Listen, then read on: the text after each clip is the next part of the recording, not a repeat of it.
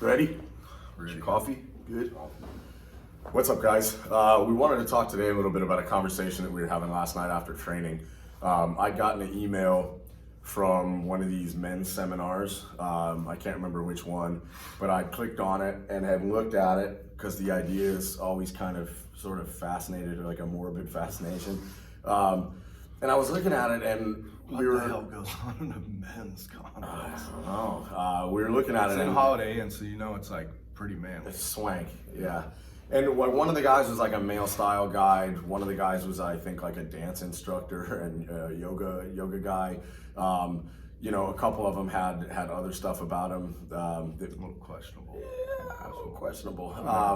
You know, and like I said, you know, I don't want to bust these guys out or blow out what they do, because a lot of these guys I think are probably doing good work, because it's such a weird time to be alive. There's so many dudes out there who are totally lost and have no compass and no rudder. And so some of these guys, I understand they're trying to do something good.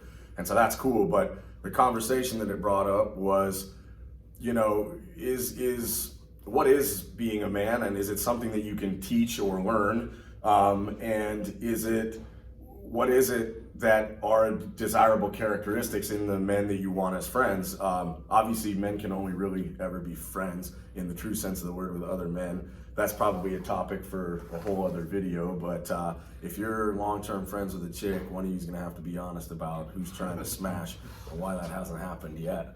But then, you know, we started talking about it, and you know, we were like, well, is this something that you can learn? You know, so if you're going to a seminar to learn about being more of a man, is that something that can happen? I think it's strange. It's definitely can pique people's interests and stuff like that, and maybe it can awaken an instinct in people. But I feel like that a lot of these conferences and stuff have this feel of like fucking Tucker something, whatever, the pickup game guy, you know, on a mic, a headset, kind of walking around, kind of selling this product to men. You know, if you're on a stage at a Holiday Inn or hopefully something nicer, some sort of conference center with a headset, and you know, like and you've just Tom been Cruise styled, right? You've whatever. just been styled by the guy who taught you how to fashion yourself, because you don't know how to, you just can't do anything right.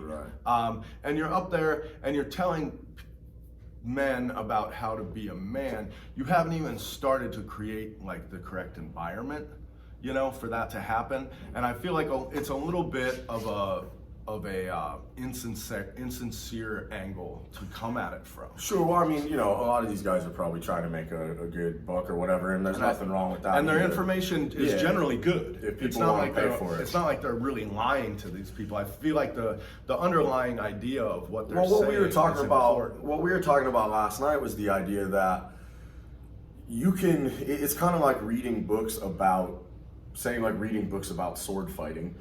You can read a book about sword fighting, but it doesn't really mean that you know what it's like to be in a sword fight. Ditto, you can go watch some guys talk about it, but it doesn't mean that you're going to be good. Until you download the YouTube video. Well, and yeah, exactly. Until you watch 7 Samurai and 13 Assassins 150 times a piece and become a samurai.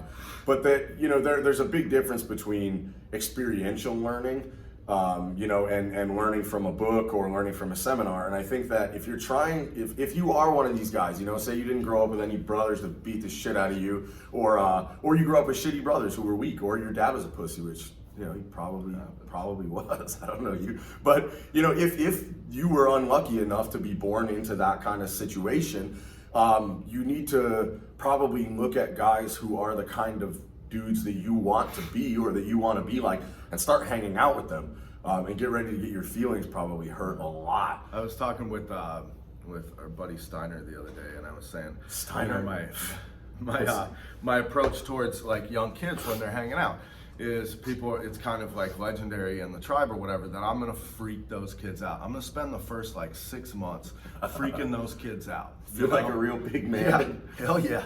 And but the idea is that I remember in my life the people who I immediately saw and that I wanted to gain their respect were the badasses that came around. The dudes with tattoos, the dudes that were, you know, big and tough, and stuff like that. And because they never really broke down that barrier, they wound up kind of continuing with this mythological type type character. And then the other thing is that children are much at that age are much like dogs, in the sense that you will scare a kid and he'll go hide behind his mom for a while, but he is now obsessed with you and he wants to find a way to get your Matt's new ebook, How to Frighten Children. How to Frighten Children and link in bio. Influence kids. But I just think that like for me, when I was growing up, you know, there were a couple of characters that my old man hung out with, who was a tough dude, and that these dudes were even clearly tougher than him in a lot of senses, or bigger, you know, or something. And those were the people that made an impression on me. And when I thought about who I want to be when I grow up, it wasn't like a fucking firefighter or some shit like that. It was, I want to be one of those dudes, you know? Yeah. Yeah, and you know, I think this is probably one of the important things to look at and identify too, is there's definitely a lot of male archetypes out there, you know, that are completely different from one another. You have guys even in the old mythological sagas and stuff like that, whether you're talking about Norse or Greek or any culture, where you'd have these different archetypes. You know, there's that book, Magician, Warrior, Lover, King, or whatever it is, but it was what we were just discussing. One of our prospects' old son. He was talking about having a conversation with the guy he was training with, and he said, you know, in any group, it almost doesn't matter what other guys do. At a certain point in male interaction, like hierarchical interaction, especially where things start to get a little bit crazy, the thing that's going to have the highest amount of respect is not the dude who's the most aesthetic, not the dude who has the biggest bench press, but the dude who can fuck you up. Yeah.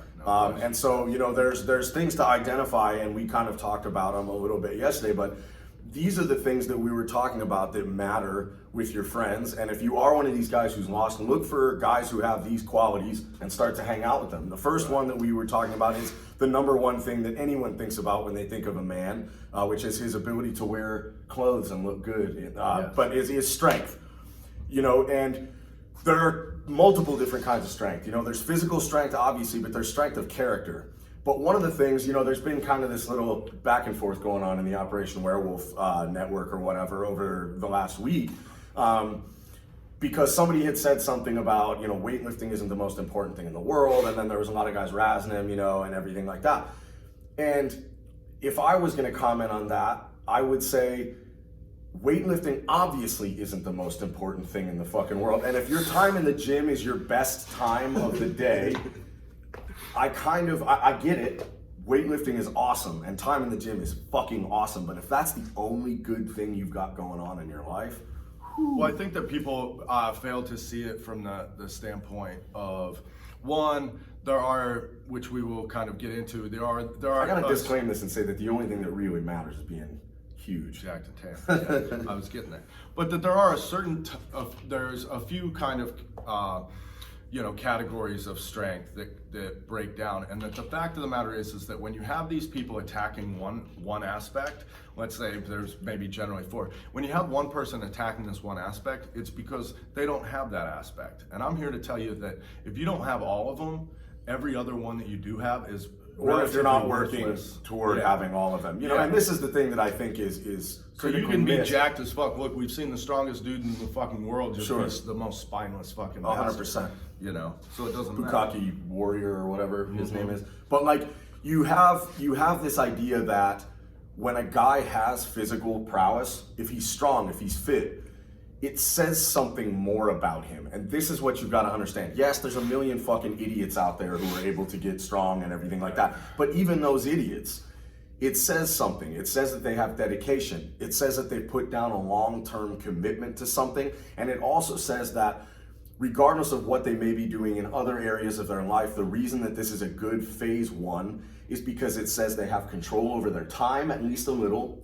It says they have impulse control. If their body fat is low, that means they're not pursuing food just because it tastes good. Don't do that, Musashi. Musashi said, don't do it. But that it means that they have a devotion to something. Right. And so this is one of the reasons why, like in all the Operation Werewolf stuff that we've put out, it always talks about physical strength being the place to start because it says something and it's important and it's simple. And it's one of the most easily relatable metaphors, so that you can immediately see discipline in your diet take manifest itself in the mirror. You can see Yeah. it manifest itself in the gym. You Yeah. can see how, the principles of increased resistance and overcoming those types of things creates more strength. And it's the most Hashtag easily Nietzsche didn't even lift. it's the most easily relatable metaphor to what it's going to require in the rest of your life and other categories of your And life to be successful. It's gate one because it's immediately visible. It immediately applies itself to many other areas of your life. Anybody can tell you that when you start training with weights, you begin to see the world in a different way. It's a fact. You start to understand things like, like dedication and impulse control and all the rest of this kind of stuff. You have to schedule it into your day. It applies, it transfers. It's what Greg Walsh always calls transferable concepts. There are a lot of transferable concepps in weightlifting. I remember this great quote when I met Marcus Fallen, the Golden One. Yeah. We were at this kind of public event, and I was talking to him. We had actually got to lift before that, and I was talking to him, and I was looking around, and I was like, I don't see anybody that's benching 225 or whatever. And he's like, oh no, believe me, everybody's in a suit, but when I shake their hand, he grabs the arm to see if they work out, and if they don't work out, then that's where the and I think that's maybe something else to really understand and factor in here is that if you discount the idea of being physically strong, of being jacked or whatever it is, you have to understand that there are a lot of guys out there who do not respect you if you're fat, if you're scrawny, if you're weak. And this is correct. I also want to say that it is correct to give more respect to someone who has done something with the body that they've been given. And I absolutely, if I see a guy who's fat, or who's scrawny or weak or whatever, and if he's able-bodied, I'm not talking about Stephen Hawking. It's a spectrum. That motherfucker's in a wheelchair. Yeah, it's a spectrum of like, okay, so let's say that physical disabilities or whatever hold you back. Yeah. Well, okay, so you blew out your knee in high school, you can be this much higher percent body fat, but you also have better chosen something else that's going to be awesome. All the way down to your Stephen fucking Hawking. That's right. And you're a goddamn genius. There's 3 dudes, that are in the network or whatever that I know of, and more than that. But there's, what's his name, Zeke. He was born disabled or got disabled, one or the other. He trains and hikes and all that. Chris Wolf from UK's got 1 leg. One of our bros in the Wolves has 1 leg, and he's ripped to shreds. You know what I mean? There's a kid in South America, I can't remember your name, sorry bro, but he had dystrophy or something like that, and he trains, and look, so that idea of physicality being important is never going to change. No. And it's transferable. Now, there's also strength of character. Strength of character is harder to see in some ways, but it manifests itself in more areas than the physical power does, Strength of character is like, dudes who won't bail on you in a bad situation, or, guys who have some kind of compass, and we talked about this a little bit where effectively your moral compass is going to be largely decided by your when she was talking shit about you, dude, it was just like she was venting. So I wasn't gonna like step in and like say anything. Right. The fact that there was a crowded room was unfortunate for you, but like I wasn't gonna like. Bro, if some girl talks shit about one of my friends, I'll suplex him through a fucking piece of drywall, and the next day I'll just claim I'm a trans athlete. I didn't trip you. I transitioned, dude. I'm in process, man. I'm a trans athlete. That's a whole other video. As a plant-based athlete, I think I can do that. I think it's now. the same thing. Yeah. I believe that plant-based athlete, trans athlete, you're transitioning, it's whatever. But yeah, there's a lot of different kinds of strength, and strength of character is another one that you're gonna have to sort of decide a lot of what that means to you. But strength of character is a guy who is able to overcome resistance in other areas of his life that aren't just weights. The other thing that we talked about was you want friends who are intelligent, but there's also multiple kinds of intelligence. I think there's basic intelligence, just being smart, not being a fucking dumbass.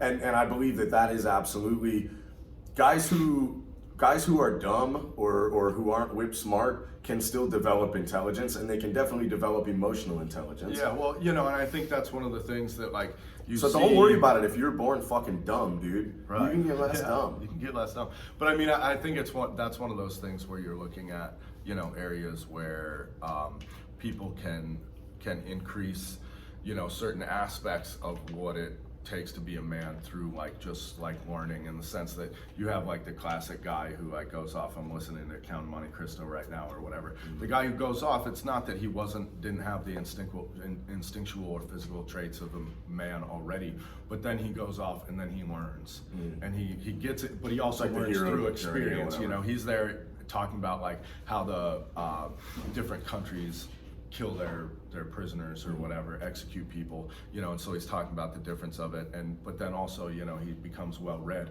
and he re-enters into society as like this because he had the other attributes. Yes, we keep hammering on it. I mean, you could say the same thing about fucking Braveheart, you know, the French are old, far worse matters not.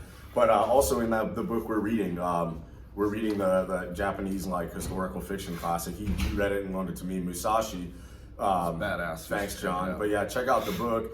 And in that, he doesn't know how to be. He's physically powerful. Right. He is intelligent. He has like a certain type of intelligence, but he's a fucking idiot. He doesn't know how to control it. He doesn't have emotional control, and he doesn't have strength of character. And so he's basically just a bully and a shitty dude. And Takuan basically keeps him prisoner for 3 years and makes him read and doesn't talk to him. And so he spends 3 years reading and learning. So by the time he comes out, he has sort of more of a basis. You know, so intelligence and emotional intelligence are something to be developed, and you can see a guy who's really smart and who's really physically powerful, but he reacts like a fucking baby or like a bitch to situations that he should be able to accept as being the way that they are and look to overcome them the same way he does with weights, but he can't. He doesn't have that emotional development, and he hasn't been in situations that required him to check himself and to try to grow from there. And it's so hard. This is one of the things where I talk about like it being so hard for like the idea to be teachable, in the sense that there are areas like this where, you know, reactions to this type of thing, you know, once you come across a man in his 20s, his 30s, reactions to this sort of thing are so built in from a very early age of like, you know, essentially throwing fits or, you know, this sort of thing. Oftentimes you'll find that these people did have sisters or they were the only child and stuff like that. So there's a lot of times syndrome. There's so much of this that's ingrained in them, and that their ego has grown to a certain point by the time they're like our age, where it's almost like some people that really want to, you know, do some reflection and attack those things. And I've seen it happen, but it's on a very small, much smaller level than the dudes who just, their egos are too high and they can't get past it now. Yeah, that's that good ego, bad ego stuff. You know, it's good to have a sense of yourself. It's not good to be sort of overrun by it. And I think that, you know, we're kind of covering a lot of general bases here, and we'll probably dig back into some of these ideas in a future video and sort of get into the nitty gritty of them. But the third thing that we talked about that you want out of your friends, but that's also inherently male, is action. You know, you always hear men of action. There's not a lot to respect about a dude who just sits around or lets life happen to him, right? You know, if he's like, oh yeah, like my kids were sort of by accident, and you know, I go to work and everything like that, but he's not really doing anything. If he's not interested in making an impact on the world around him, he's somebody who life is happening to. You know, there's a great quote by Vivekananda, and he says, the world is the great gym where we come to grow strong. Now, I love that quote, but it's also the proving ground and the arena, you know, that we come to fucking do war and that we come to exert our will on, because this is the place that we have to live and this is the time that we have to live. So if we're not taking that at least reasonably seriously to say, well, I can have a sense of humor about everything, but I don't want at the end of my life to have had life slip me by and never to have done anything either incredible or interesting or adventurous. I think this is the category that it kind of falls into. There's kind of these other big ideas that when you see, like, I see these ideas in kind of other areas that overlap ours sometimes. You know, you hear like the sheepdog idea or like, you know, this sort of thing.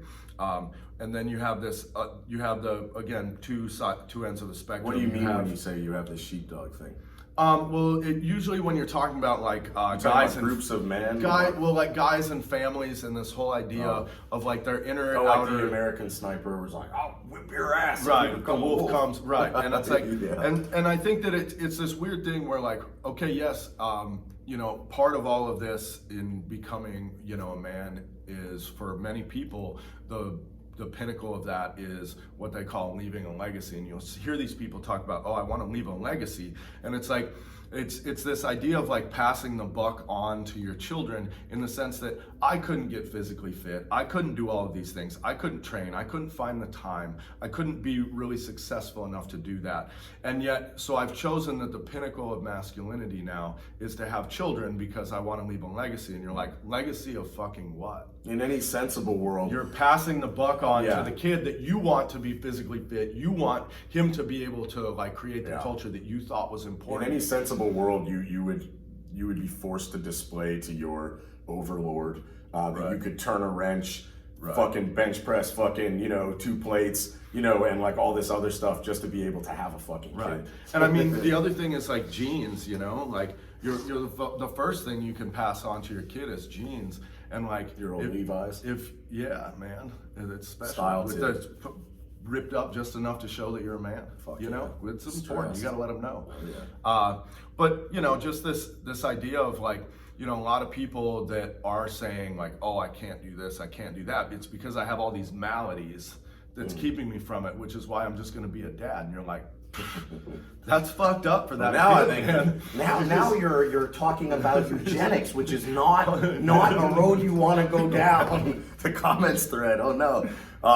But yeah, like Thank you, Mr. Peterson. Yeah. You've set me straight. Well, I'm gonna you're go bloody- clean. you're I'm gonna go bloody. clean my fucking your room room. now.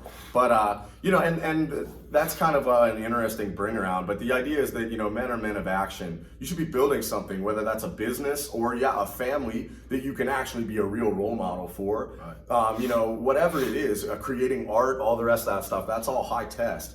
But that coming back and circling back to the initial thing we were talking about. If you are somebody who's looking to be more of the kind of man you want to be, fucking don't listen to us or any of these other fucking pricks who are talking about it. Just find dudes who are like what you see the archetype to be and figure out a way to start hanging out with those guys. If they're any kind of fucking dude and you have an honest interest in hanging out with them, spending time with them and working towards something, they will extend a hand for you to do that. We've talked about it a bunch, but there's that great Mark Twain quote where he says, little people are always belittling your ideas and your dreams and ambitions. Great people make you feel like you can fucking become great too. And they will extend a hand and try to pull you up with them instead of just shit talking you and running you down all the time.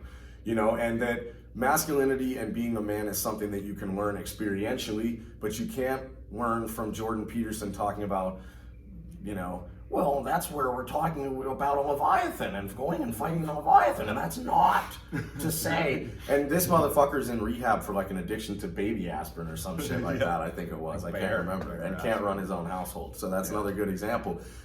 Just because a guy can write some fucking books on being a man and masculinity and all the rest of that doesn't mean he knows how to fucking put that shit into practice. Right. It's easy to write a book about anything. I'll write you a book right now And on then- fucking how to build a goddamn skyscraper And then it intellectually and hypothetically. can sound pretty romantic, or it can sound like not very serious if you're like, oh yeah, and then you'll enter yourself into a peer group, and then these things will be tested, and you'll come out victorious, and then you will be a part of the gang. Yeah. And it's like, dude, and there's nothing that we can tell you right now that's gonna make the first time fucking somebody comes at you, with a physical challenge, not something that you can only learn through having that experience yourself. Yeah, exactly. And you might fucking get scared as shit, but you'll know something about yourself afterwards. And that's why I'm saying like instinct and like experience is so important, because you can only go so far, looking. I can't get a black belt reading a book. But at the end of the day,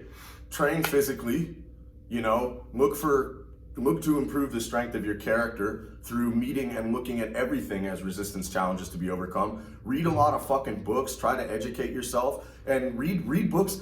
Don't read weird ones about how you want to fuck your mom and everyone wants to fuck their mom, but maybe read books about human behavior and try to understand why you do some of the things that you do so that you can call out that behavior in yourself. It's helpful. And be a man of action, and always remember that experience is always going to be a better teacher than some fucking nerd who can write a book, myself included. Yeah. You know what I mean? I'm a nerd who's written fucking plenty of books, but always fucking go for experience over book education. 100%. Train fucking hard today, guys. We know we will be.